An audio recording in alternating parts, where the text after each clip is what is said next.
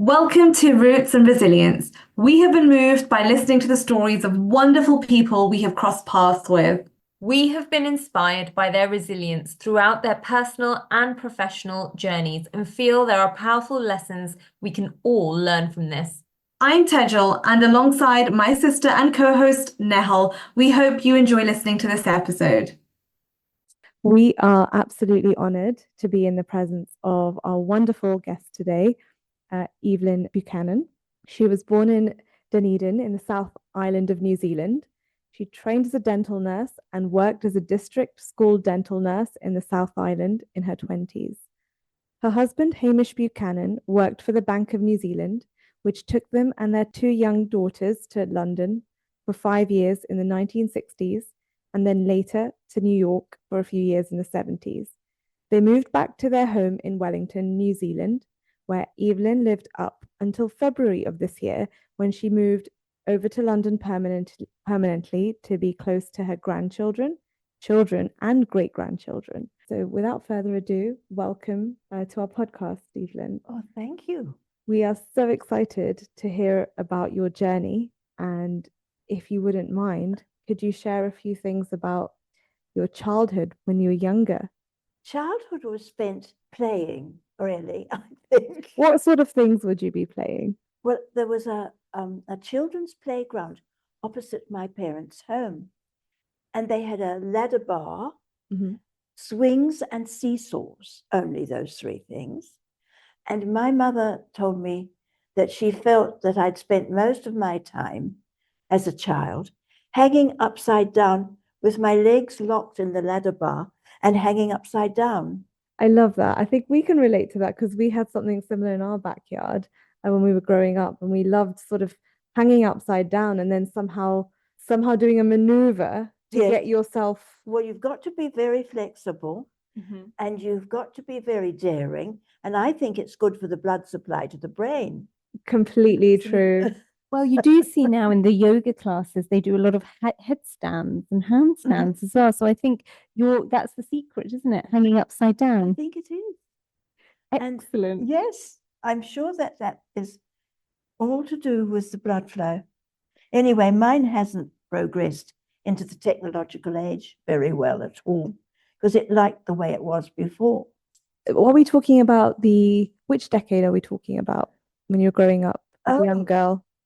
I was growing up, I was born in 1930, and I was probably 18 when I began my dental nursing training. And I needed to leave Dunedin, which I thought was at the time the center of the world.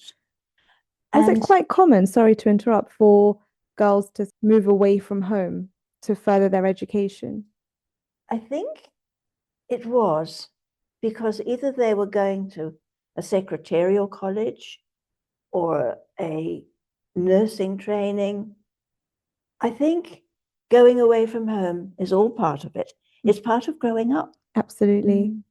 And when you were in Wellington for your training, how did you keep in touch with your family back home? I wrote a letter to them every week, and they wrote a letter to me every week. There's a great collection of letters. Wow, you've kept them. I've kept a lot of them. And so this was part of the great move to London. Julius, my elder daughter, Elizabeth, the mother of Olivia, is my younger daughter. And they did it all from my home, where I had lived for over 70 years. Wow, that's incredible. And I knew where everything was exactly. So you don't have much of a accent, from a typical accent one would notice from New Zealand. No, You're from New I Zealand. noticed. So what's the story behind that? Well, I spent so much time in England, or thinking of England. I always wanted to live in London. I've told one or two of my current new lovely friends, I always wanted to live here. It's actually amazing how you manifested now living in London. Fantastic. And so I'm very much at home. At the Presbyterian Church, it's very similar to the Church of England, and the parish church of St. John at Hampstead is very home, very reassuring to me. How has the going to church and that community, how has that featured in your life? It's always featured very strongly. Dunedin was a grey stone city. It was built much more out of stone than many other parts of New Zealand are, because they are built of wood. And Dunedin had wonderful resources of quarries where they could gather stone, and they built the most beautiful churches there. They were nearly all Gothic with enormously high spires. There was Knox Church, First Church, that's the first church of Otago based in Dunedin.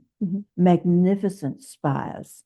I suppose in a way they were following the tradition of Gothic churches, but they were probably a little rivalrous too. I think First Church definitely had the finest spire. So it's so amazing how you so vividly remember the architecture around these buildings. I was very proud of the architecture of Dunedin. My school was another beautiful building, which had a stone, was completely built of stone from these quarries in the area of Dunedin. And it was a very fine building. It started out as the bishop's house from the Anglican Church, and it was called Columba being the dove. That's the sort of surroundings I grew up in. Very dedicated churchgoers. Every Sunday, morning service, and in the afternoon, Sunday school. So you're extremely committed. So every Sunday was your dedicated day to your faith? Yes. And also some form of learning? Yes. And what would you do on a Saturday? Would you have a weekend? Was it still you had weekdays and weekends? We had the Saturday was the games day, the rough game of rugby football for men, boys, and for girls, tennis. I played tennis. I liked tennis. I was good at tennis. I know that must run in the family. Oh, do you? Belt down a jolly good ball, Livy. She is an excellent tennis player. Oh, well, it's in the family. It's in the family. It's amazing, isn't it? When you decided to pursue your further education into dentistry and as a dental nurse, you moved from Dunedin to Wellington, which is in the North Island of New Zealand. So quite a change on many respects. Tell us a little bit about what dentistry was like back then. Well, we went to a family dentist, a very kind and gentle man. And the trouble with a settler country, New Zealand, the Scots, almost transposed a Western Highlands and Islands community to New Zealand. Holus bolus almost. And one thing that those women were very good at was baking. Oh, there was a healthy supply of sugar. A very high supply of sugar. And they baked every week, and they filled up their tins. And so when I was trying to educate the parents of the children whose dentistry I was trying to do to the highest standard I could, I went parent evenings. And so that particular meeting, well attended by the parents, the person introducing me said, "We're very fortunate to have the school dental nurse here with us today, and she has some things she would like to say directly to the parents. What do you give them, the children, to eat when they get home, when they come home from school?" And what did they say? They all were struck to silence, and I think they felt guilty. They knew what was coming. They would go into the tins and find what there was to eat, and that was all high sugar and lovely, yummy baking. You couldn't resist it. And I've got my daughter Julia makes most wonderful brownies. I don't have any other brownie but Julia's. Hers are perfect. And I have a box full out there because I'm going to have a little party. I think it might even be tomorrow. I'm not sure. Julia invited people and they're all coming and we're going to have. So going back to, obviously there was a bit of a sugar problem around there, and a lot of the kids were affected by decayed teeth. Mhm. And it's still shocking that babies of 3 or 4 years of age had decayed teeth. Mm. And there's also the trouble with sugary drinks.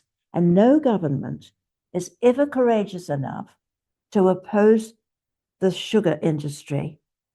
And they won't put a ban on sugary drinks. Mm. Every government dodges it. Mm. So when these children came with extremely decayed teeth and say they needed to have the teeth removed, what was that experience like? Well, I back in the didn't day? like doing extractions. I was very conservative. I'm a conservative person, probably, but I had to fill their teeth with amalgam. For the baby teeth, copper amalgam. Okay. For a 6, which was a big responsibility, starting to drill into the fissures of a 6 Mm. that was silver amalgam. And so the dental mouths of New Zealanders through the school dental service, which had been taken over by the army, Mhm. otherwise they wouldn't have had a draft of people to send to the First World War. And a friend of mine, of my mother's, was one of the very first dental nurses. So At the time of the first dental nurses recruited, she was my mother's age, and she probably started in after 1914. I see. Okay. So what was the state of the general population as well? So before, if they were being recruited to fight in the war, did they all have to come for a dental assessment? They all had to go there. Every soldier had an exhaustive dental survey done on Mhm. them. Mm-hmm. And I think they ended up with mouths full of amalgam. Okay. And if anyone did need a tooth removal or an extraction, was there local anesthetic back then? Yes, you had to do the injection yourself. That was all part of all of the detail that I learned in the training school in Wellington, which was staffed by dental officers who were fully trained dentists, dental tutor sisters who, during the Second World War, did a lot of very valuable work on the children of occupied countries. So there were 1 or 2 outstanding middle-aged nurses, not young ones like us, who wore a veil that floated out in the wind. We had to know how to do it up. And the dental smile of a New Zealander was not a pretty sight because all those amalgams darken with age. So even for, say, anterior teeth, if they needed filling. Yes, a good point. Yes. Well, my husband's mother, who's granny to me, was very proud of Hamish. He was a very clever boy. He had, horror of horrors, decay slight in anterior. So he had gold foil. They did prepare a cavity. And so Hamish had 2 gold foil inlays packed into the cavity. She paid for that herself. And she always said to her 3 sons, never have a tooth out. And I knew countless people who'd carelessly, they'd had toothache, they were in misery, they were knocking at the dentist's door, however rough and ready that particular dentist was, and some of them were rough and ready. They'd say, well, just take it out, I can't bear the pain. And there were a lot of teeth lost, which today would be wonderfully attended to by Darwood and what's the name of Tanner. Tanner. Yes. And they've done a real service to good dentistry. And they do really want to say that they're going to change New Zealanders' attitudes to teeth and retaining your natural teeth absolutely whenever possible. That seems very quite sort of forward thinking for some at that time, for someone like you to say, actually, I want, I'm more of a conservative approach. Yes, because I can imagine around that time, I think there was very much a lot of, probably a lot of, looking back now, unnecessary extractions. Yeah. There must be countless people of certain generations in particular, and even in my generation, men were not careful about their teeth. But was that because they didn't know how to look after them, or was it because they didn't know, their parents didn't know either how to look after them? And sweet fizzy drinks, the government failed in legislation for, and I believe still every government is guilty. Yes, I think there is a lot, I agree, there is a lot more that they can do to intervene to control the accessibility. I think it's a real problem in society even now, which is quite interesting that over the years it's continued to stay a problem. And it hasn't, I would say, although there has been overall improvements, perhaps from that sugar perspective, I think that still remains such a challenge of present. It does, and it grieves me when people I know, I had 1 or 2 boyfriends in succession. I would like to hear about that. Well, there was a boy who was a family friend. His parents and my parents were friends. And there was nothing that they would have loved more than that I should marry him. That's what his family thought. I knew I would never marry Kerry. How did you know that you would never marry Kerry? I just thought he was the loveliest, kindest, and most generous person. He took me to every opera, every concert, and he always supplied a box of crystallized figs. Did that put you off? No, I enjoyed crystallized figs myself, but then I always looked after my teeth, and as best I could. And my dentist, my family dentist, was Owen Davies, who was clearly, obviously Welsh. And he was the kindest man. And when he had to fill my 6s, his eyes would fill with tears because he knew that it must have been terribly painful, and it was painful. They were the fissures. And then they brought out a new idea. And this was what my daughter Elizabeth encountered: extension for the prevention of further decay. Prevention is so important. So you knew that you weren't going to marry Kerry. I knew. So how did you end up marrying Hamish? I saw him in the bank chamber, crossing the floor, Italian tiles, beautiful Dunedin building built of stone, Italian tiled floors. There were 3 banks in a row in Princes Street, Dunedin. And I went in to see my father, but he wasn't there. But across the floor of Italian tiles, I saw the handsomest man I'd ever seen in my life. Oh, that's lovely. And was this after your studies? So you'd returned back to I was a dental nurse in the greater area I see. of Otago and Southland. So when you saw the most handsomest man you'd ever laid your eyes upon, What did you do? I noted him. I thought, that is the handsomest man I've ever seen. And I went home to Dunedin for the weekend.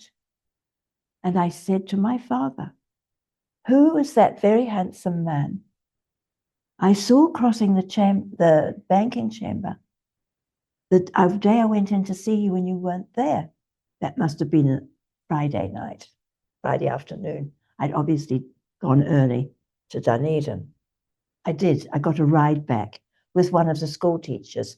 One of the secondary school teachers had a car, and he took me to Dunedin every weekend. And he was a nice friend. I had lots of nice friends. So what did your father say when My you father asked said, him? that is Hamish Buchanan, and he's a star.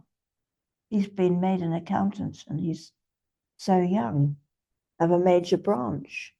And he was a star. I've got photographs of him too, but they're in that box under the desk.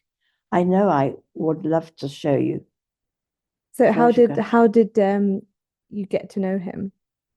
Well, my mother was, she didn't care for bank wives gossip. She's a bit of a Puritan, really, as lovely as my mother was, and gentle and kind and sweet, very gentle. And she said, well, would you like to go to the bank's Christmas party with your father? Because I don't want to come. I don't want to go. I said, yes, I will go. I'd love to go with Daddy. And so I did. And of course, I had dental nursing friends. And I knew that one of them had just married a war hero. And that was Roy Buchanan. And she had an engagement ring. Alison, when we went to our meetings, our dental nurse meetings, Alison was there with a diamond ring on her engagement finger, and she had married Roy Buchanan, Hamish's younger brother. They were very close brothers, those two. And then when I went to the Christmas party, there was dancing. And so the handsomest man in the room asked me to dance with him. And he said, you remind me of my sister-in-law. How did you respond? She's a dental nurse. And I said, yes, and so am I. So it was the family entanglement Oh, okay. between the two close brothers. And also your initiative to agree to go to the party. Oh, well, Imagine I what think would my mother, happen if you didn't go to that if I didn't party. go. And do you know they had the most wonderful items there were some glorious singing voices in all these areas. And there was a couple of bank managers, brothers, and they sang duets. And they sang One Enchanted Evening, You Will See a Stranger, You Will See a Stranger Across a Crowded Room. That is from South Pacific. And who had spent time in the South Pacific but Hamish? He'd been made accountant in Apia, Samoa. Wow.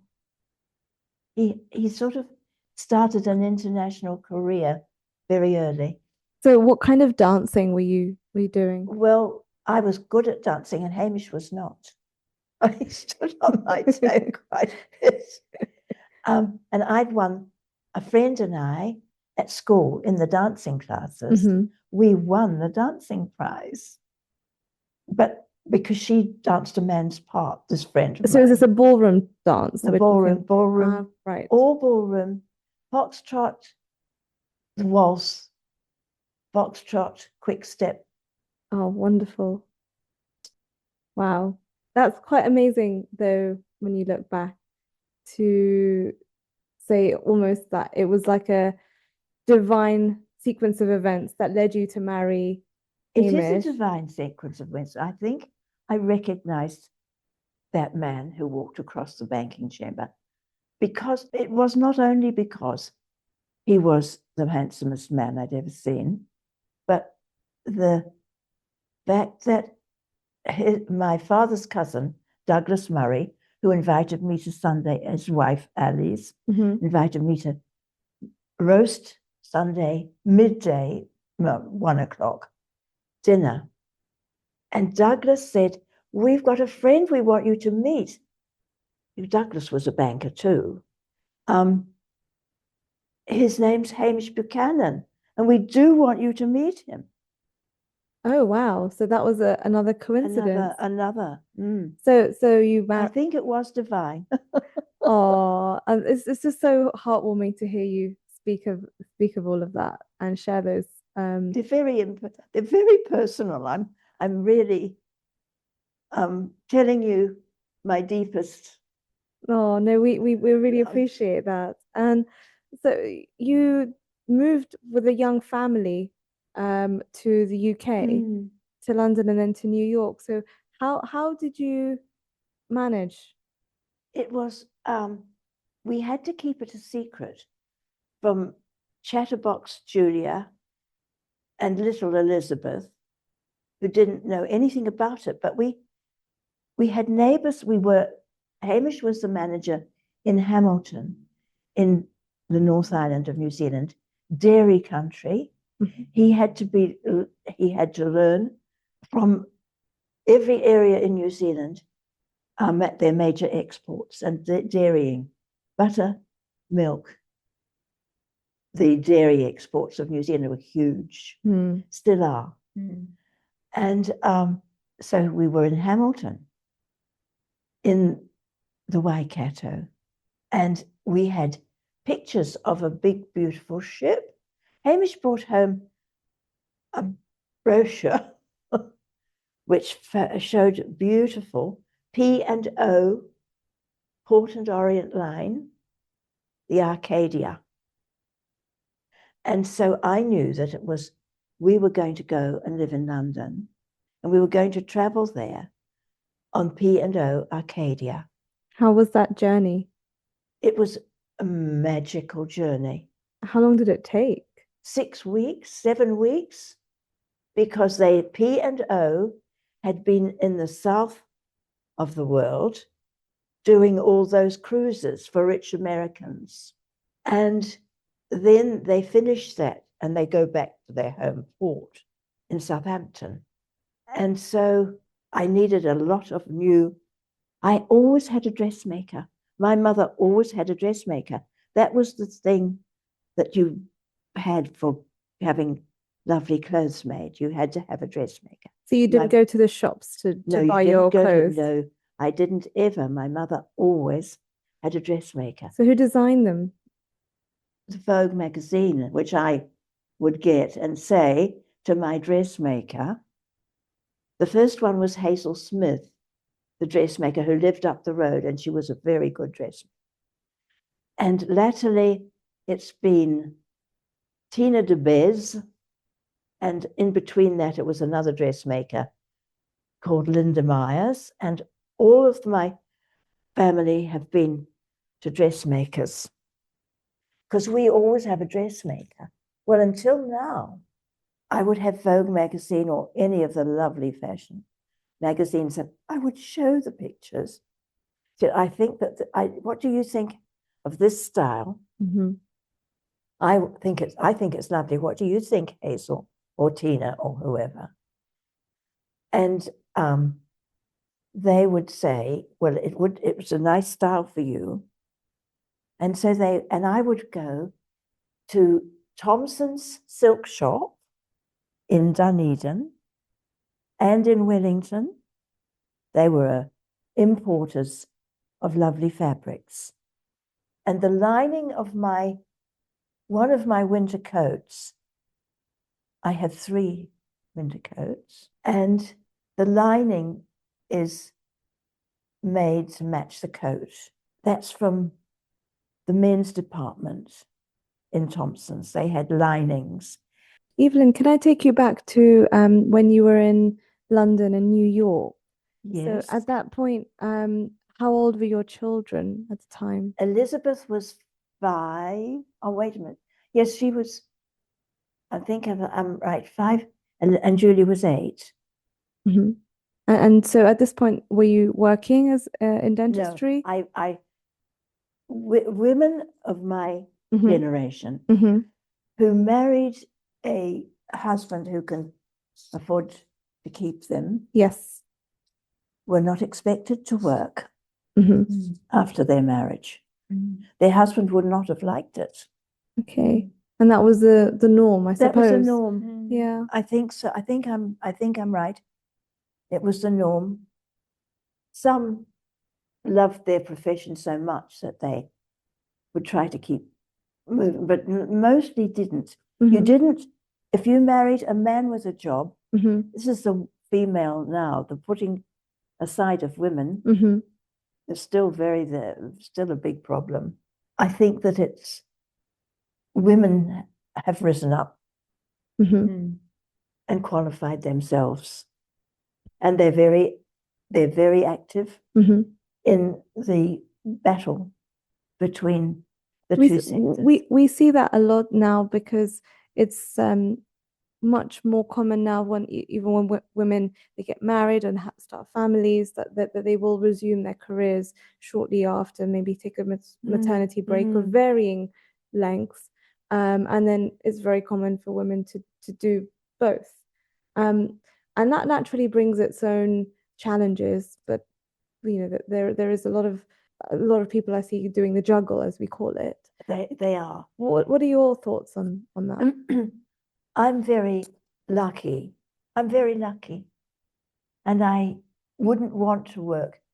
I feel that your generation are going to have a much harder row to hoe, to talk in gardening terms.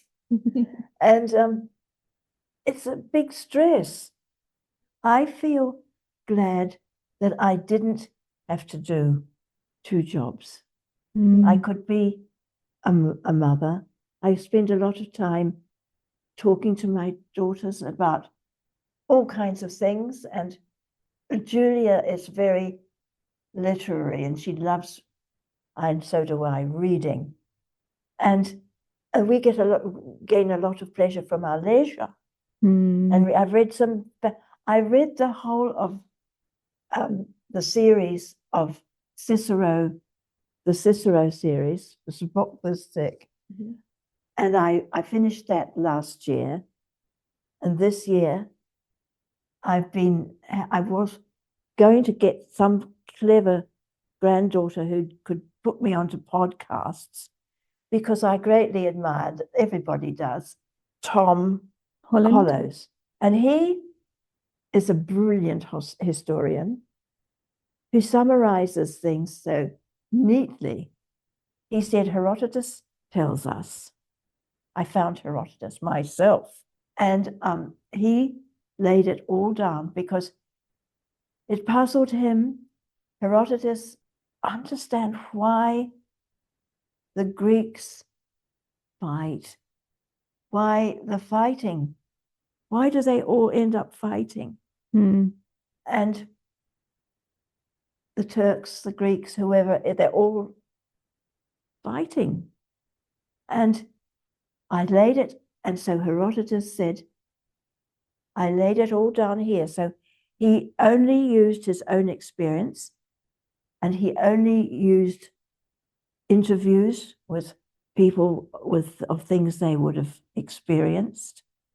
And he said, I laid it all down here so that in the future we might find the reason why people fight so much.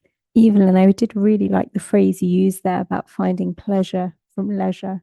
And I think that's something our generation struggles with. Yes, I would think And that's true. I really do. What you clearly have a really inquisitive mind, and I'm fascinated by it. What else brings you joy? What sort of interests? Friends. Mhm. I see people, and I think, as a woman friend, say, that I met in the church. I think she's charming. I would say that I've just made a new friend, because sadly, at my age, I'm going to be 95 next birthday. I would not have guessed. And I've gone to church in London and in everywhere, and I always look at the other people in church and have friends among them. Mm-hmm. And there's a very delightful woman who lives very close to here, and St. John at Hampstead has a good drama group, and they have a production every year, a really very well cast, well rehearsed, and they have a big season for that production. And I was looking at an old program, and I saw that a name I knew of the friend I would like I have made here had been the Red King in Through the Looking Glass when they did Alice Through the Looking Glass, and they did both Alices, but the Through the Looking Glass is a much more interesting and much more profound and mature examination of that particular book by dear old the Dodo Dodson, a wonderful writer. And I liked drama, and I took part in all the productions that I could get a role in. And we went in for the New Zealand-wide competition of each member in New Zealand of a drama group, which I belonged to. I belonged to the Milton group, which had a lot of lovely individual talent in it too. And so we did lots of competitions in drama, and at the end of a season, the winner was declared for the year. Evelyn, we've learnt so much about you. You're a lady of many talents and many different dimensions, which is very exciting. And in all your time through your journeys across continents, what do you think are some of the biggest lessons you've learnt? I just think I've become much more tolerant.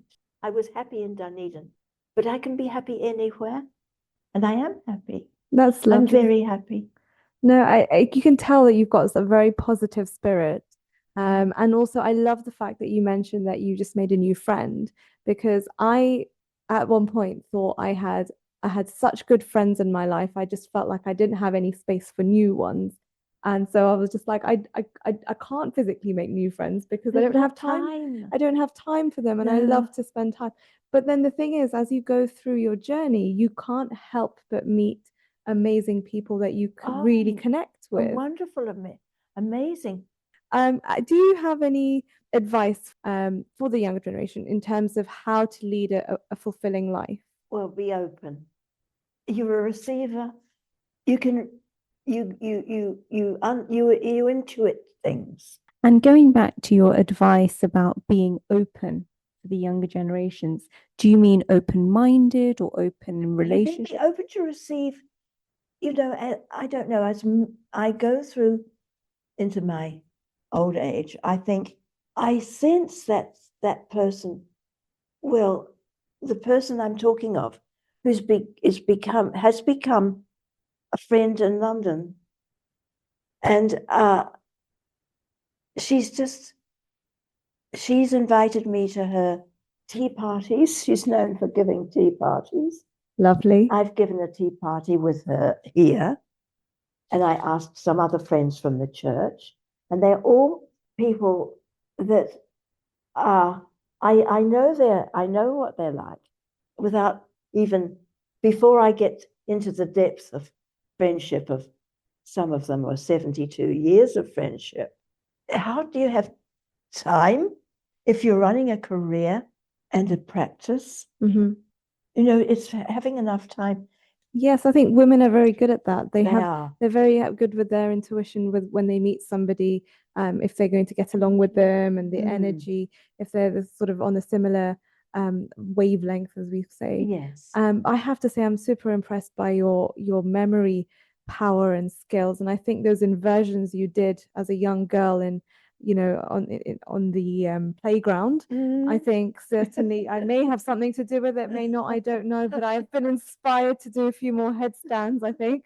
for my own sake. But it's been so delightful speaking to you.